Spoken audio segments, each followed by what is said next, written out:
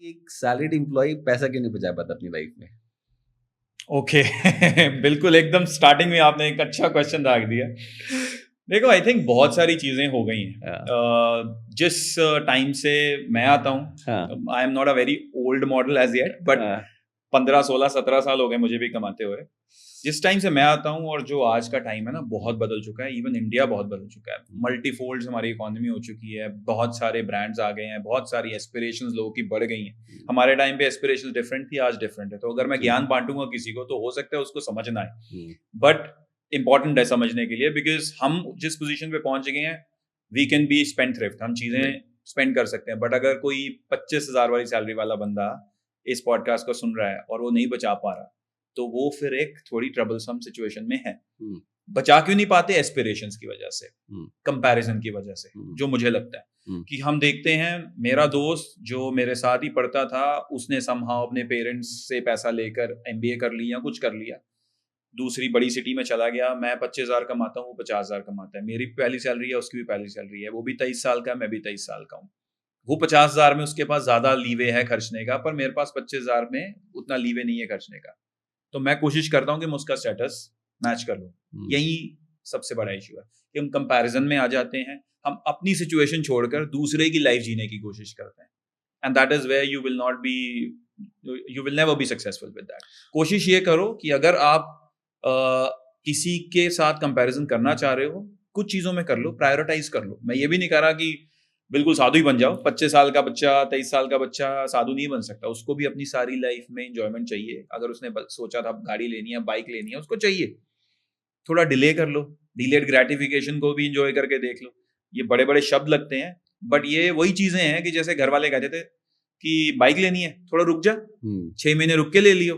अब इसको एक बड़ा वर्ड दे दिया, डिलेड ग्रेटिफिकेशन। अब तेरी सैलरी 25,000 है, 25 सारे उसमें से 10,000 की किस्त लगा लेगा बाइक की, बचेगा 15, तो फिर हैंड टू माउथ हो जाएगा, मजा नहीं आएगा कमाने का।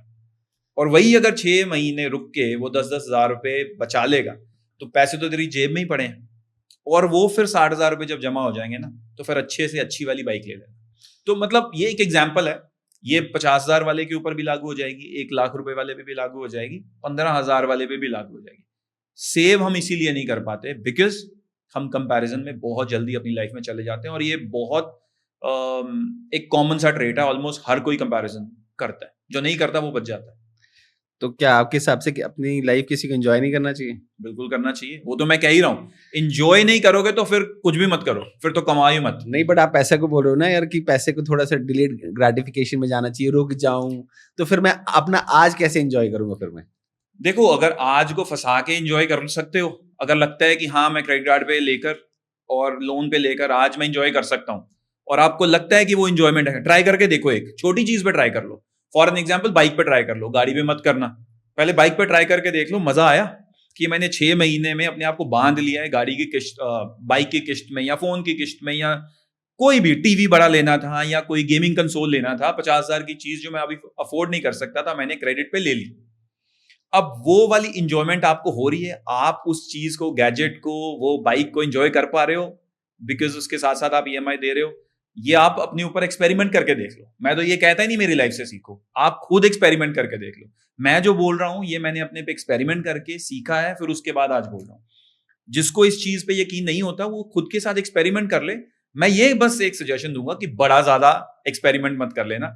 15 लाख वाला एक्सपेरिमेंट मत कर लेना, 10 लाख वाला एक्सपेरिमेंट मत कर लेना, 50,000 वाला एक्सपेरिमेंट कर लो, 70,000 वाला एक्सपेरिमेंट कर लो, 1,00,000 वाला एक्सपेरिमेंट कर लो, बट 10 लाख वाला मत कर लेना, क्योंकि उसमें फंसोगे, उसमें से निकलने में थोड़ी सी दिक्कत होगी, लॉस भी होगा।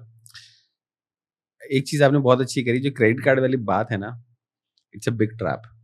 It is, see, it's a weapon.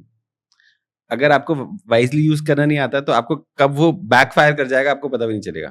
वो बैकफायर ऐसा होगा ना कि you will not be able to do anything in life. वो ट्रॉमा में रह गया। मतलब I have seen people from very close quarters. मेरे साथ मेरा एक दोस्त रहता था, नाम ऑब्वियसली नहीं ले सकते, बट उसने क्रेडिट कार्ड पे अपनी गर्लफ्रेंड के लिए कुछ खरीदा था, और वो गर्लफ्रेंड से उसकी शादी नहीं हुई। इवेंचुअली जो उसकी वाइफ थी उसने वो क्रेडिट कार्ड पे ऑफ किया, एंड आप बिलीव नहीं करोगे अमाउंट क्या था, 40,000 रुपए।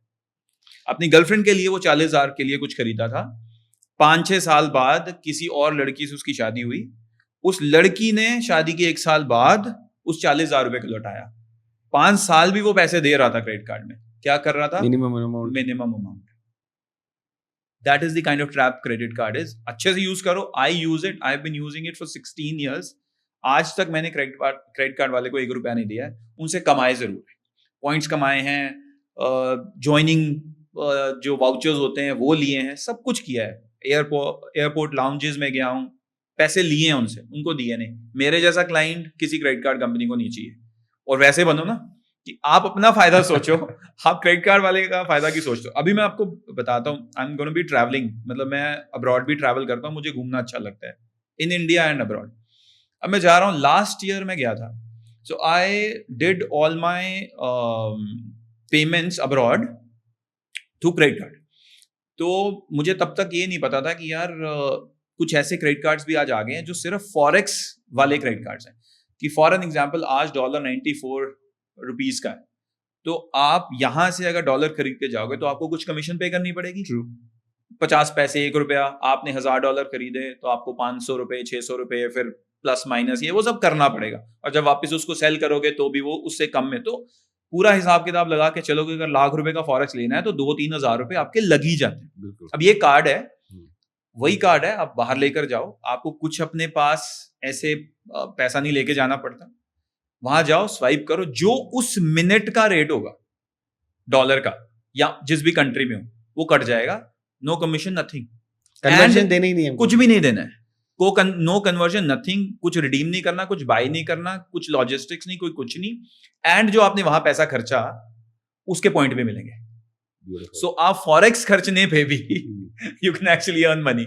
तो मैं उस कार्ड को इस बार ही लेके जाने वाला हूँ। Last year I paid about 3,000 rupees on my card, again which I was happy with, because अगर मैंने वही 1-1.5 लाख रुपया अगर मैंने फॉरेक्स खरीदा होता तो मुझे शायद 4-5 हजार रुपए लग जाते। एयरपोर्ट से खरीदा तो शायद 8-9 हजार रुपए लग जाते, क्योंकि मैंने थोड़ा प्री प्लान करके खरीद के ले लिया तो मुझे 3-4 हजार लगे। अगर मैंने वो एयरपोर्ट से लिए होते डबल लगते, और मैंने वो कार्ड से लिए तो 2,000 लिए। मैं कन्वीनियंस भी मेरी बहुत ज्यादा बढ़ गई और मुझे किसी तरह का डर भी नहीं था, बिकॉज मेरे साथ ये भी हो चुका है कि फॉरेक्स गुम भी हो चुका है किसी कंट्री में। और ऑलमोस्ट जितने भी व्यूअर्स होंगे जो ट्रैवल किए उनको पता है कि यार दूसरी करेंसी बाहर जाकर मैनेज करनी उतनी आसान नहीं होती है, because you are carrying $100 note, that's a big amount, it's not $100, it's $100।